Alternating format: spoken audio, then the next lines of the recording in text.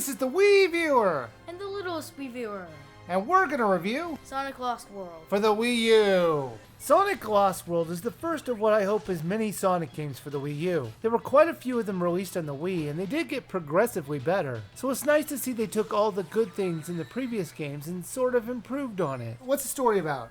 Sonic and Tails are chasing down Eggman, drops animals into this area. He goes there and starts to rescue that animal, and then he decides to rescue the rest of them and stop Eggman's plans. Until a group of 6 turns against him. Sonic and Eggman have to work together to stop them. What?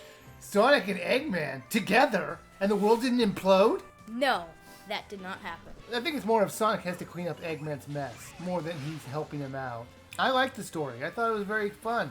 Because when you finish levels, the story keeps playing out. Plays out a lot more than I would have expected. That's something I want to say. The beginning and the end of every level, you have a cutscene. The fact that this one actually took the time out, something that Mario never did, they actually made a decent storyline. I mean, it's not, it's not going to be Shakespeare. It's good for a Sonic game. The levels play out on, what would you call, like a tubular fashion? Yeah, pretty much like that. He can move all around that tube, so you don't always have to follow a straight path. Sometimes you can go in different directions. So there was a lot of replayability because you could go in different ways. And I thought that was fantastic. What did you think? It was fun. Sometimes it'd be 3D, sometimes it'd be 2D. The controls were a little wonky at times, wouldn't you agree? Locking on wasn't as precise as... Well, locking on is never precise in these games. This one, it was about the same as all the other games we played. It's just, it's needed a lot more in this game because of the quick action. Something about the locking on, there's actually something that I think is new to this game. If you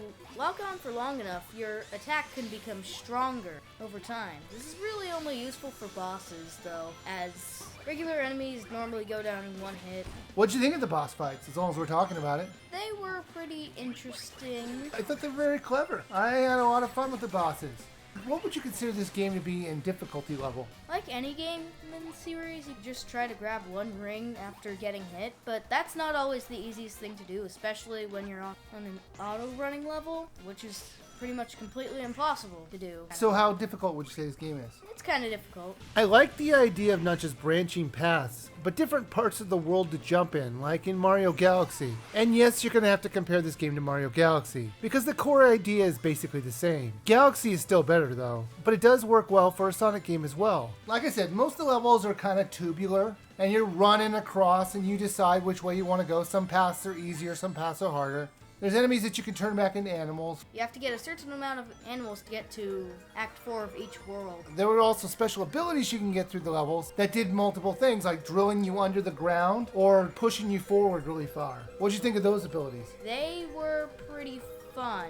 They may have been fun, but they were kind of hard to control at times. Well, it depends on which one. There are some that no matter how hard you get used to it, it's never going to be perfect. There's some that seem tricky at first, but once you get used to it, it's pretty easy to control. Sonic goes from level to level on an overworld map. And this overworld map is actually kind of cool because you can move anywhere you want in the overworld map. But for some reason, you're moving around on these little geometric shapes. Going along the world map, you could just head into any adjacent shape to you, and levels are on some of them. You could go to other areas. There's some unlockable areas, and if you don't have 3 incompleted challenges, you could find somebody in the world map who will give you challenges until you have 3 completed ones. Right, and you can also post on the Miiverse too. There's also a racing 2-player game with 3 different yet kind of boring ways to play it. Speed race, expert race, and ring race. 2 of them were just races to the finish, and the other one had you collecting rings. They had you racing through levels. And while it was good that you didn't have to worry about split screen, because the first player uses the gamepad,